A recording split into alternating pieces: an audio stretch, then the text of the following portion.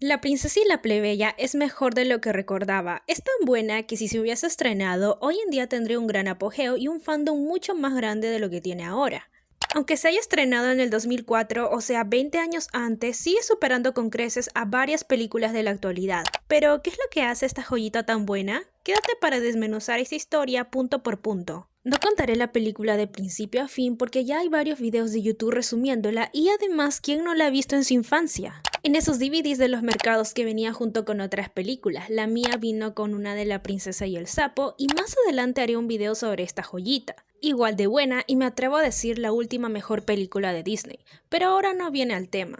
De lo que sí quiero hablarles es sobre el concepto de la película, ya que tiene de protagonistas a Alice y a Erika, dos chicas que están obligadas a cumplir su deber, una con sus responsabilidades que conlleva ser una princesa y futura reina, y la otra pagando sus deudas hasta los 37 años. Imagínate lo desgraciada que era esta vieja como para planear tenerla de deudora por tanto tiempo, justificando esa ridícula cantidad de dinero por los intereses, o tal vez eran otros tiempos.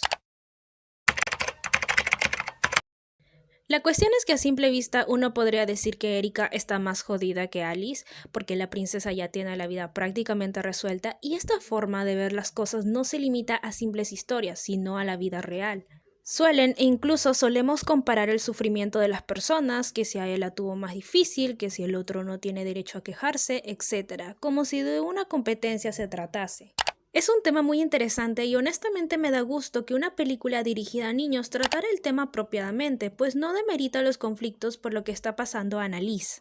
Ella podrá tener una vida donde no tendrá que trabajar como la clase baja, pero debe atender el deber que conlleva su cargo, lo que le impide poder decidir en su vida de forma egoísta, es decir, ni siquiera puede escoger con quién quiere casarse porque su reino necesita que se arregle un matrimonio entre ella y otro príncipe.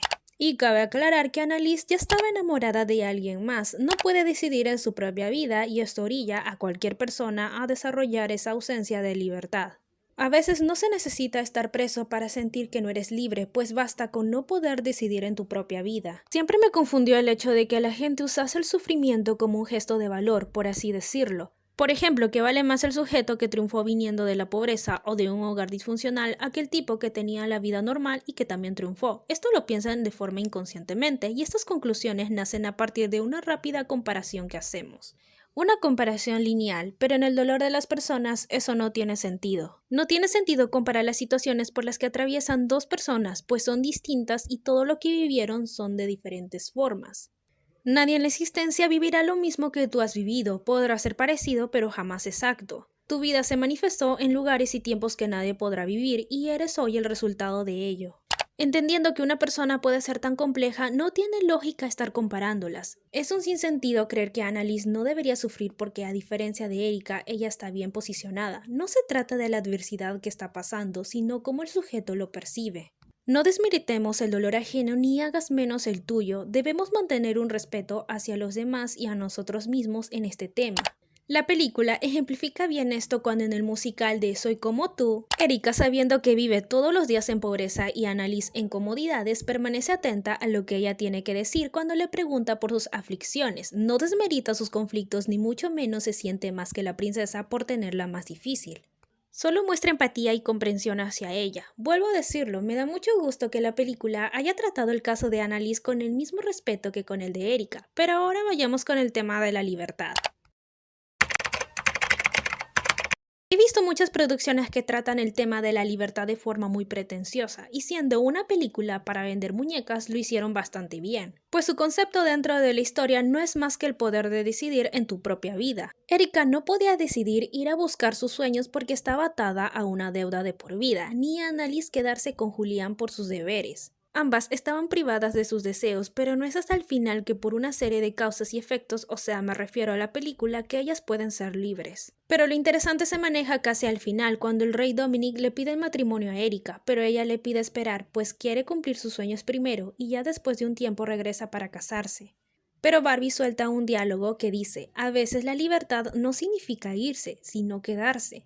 Que Erika se haya casado no significa que ya no será libre, sino que ella decidió estar con Dominic, al igual que ella decidió buscar sus sueños primero. No tenemos que viajar por todo el mundo para sentirnos libres. No tenemos que darle la contra a las personas o huir de nuestras responsabilidades para sentirlo. Somos libres cuando decidimos en nuestra propia vida y Erika decidió. Ahora ella es libre. Erika y Dominic caen en mi lista de mejores parejas de películas animadas. Es que ambos tienen una relación mucho más sana de las que ya he analizado en el canal. Para empezar, el rey Dominic llega al palacio para conocer a su futura prometida haciéndose pasar por un servidor. O sea, ya desde ya este men sabe lo que hace, porque al no presentarse como quien es, le da la oportunidad de ver a la princesa tal y como era. Y bueno, como Erika ya la estaba suplantando, ambos se conocen y terminan enamorándose. Sin embargo, cuando se descubre la identidad de Erika, la llevan a prisión y el rey, más que sentirse frustrado por el engaño o decepcionado, decide ir a rescatarla porque no se enamoró de la princesa, entre comillas, sino de la persona quien era ella. Pues al final, cuando le propone matrimonio, ésta le pide que espere, pues iría a buscar sus sueños, y sí, él esperó. Quién sabe cuánto tiempo, pero terminó esperándola. Y esto último es una acción que fuera de que esté plasmada en una película de Barbie, termina siendo muy difícil de realizar, pues esto rara vez se da en la realidad porque se requiere una gran fuerza de voluntad nacida de una motivación muy fuerte, que es el amor. Sí, como si estas cosas pasaran.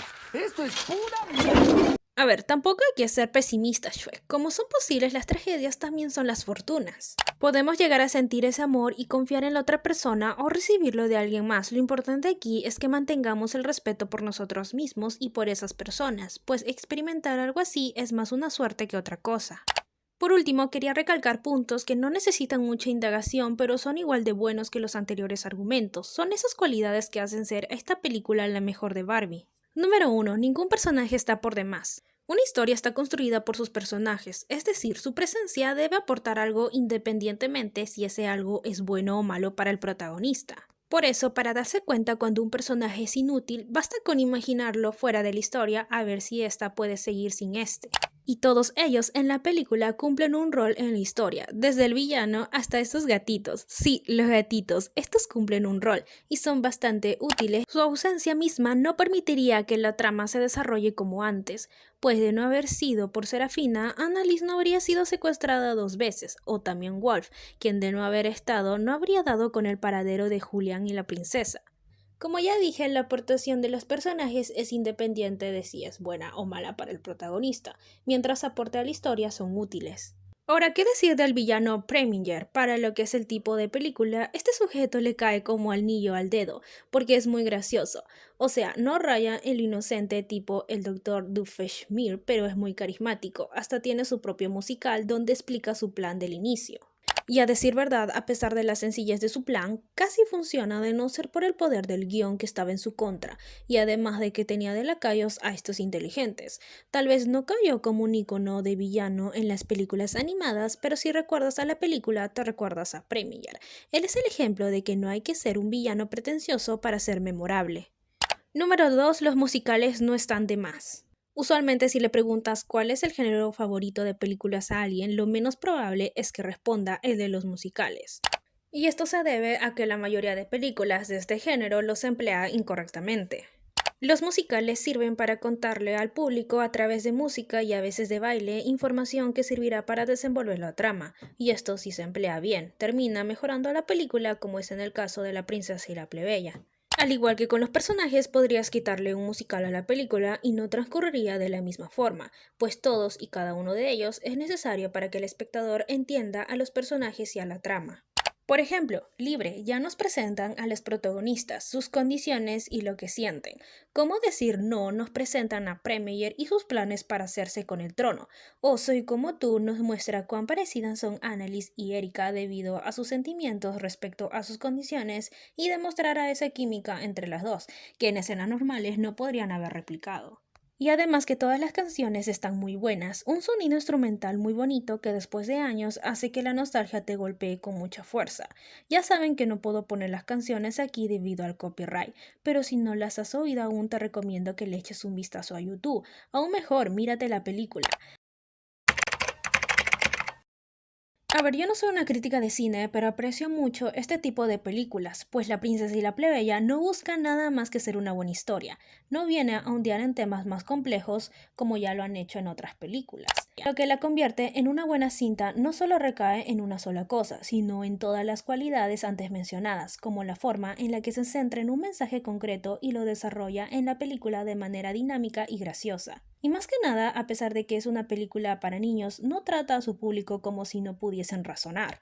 Pues ya vieron bien cómo tratan la libertad y el dolor ajeno de forma tan simple pero tan precisa. Como dije en un principio, La princesa y la plebeya es una película que supera con creces a las películas de la actualidad. Y la razón de decir esto es porque da la impresión de que estas películas no se toman en serio a sí mismas. Esta película no requiere de dar una complejidad para ser buena, es buena porque se toma en serio el guión, la música, los personajes, la animación y para el bajo presupuesto que tenía, ya de paso, incluso el mensaje. La princesa y la plebeya no tiene nada que envidiar a las películas actuales. Tan sencilla como buena, tiene bien merecida ser recordada hasta el día de hoy.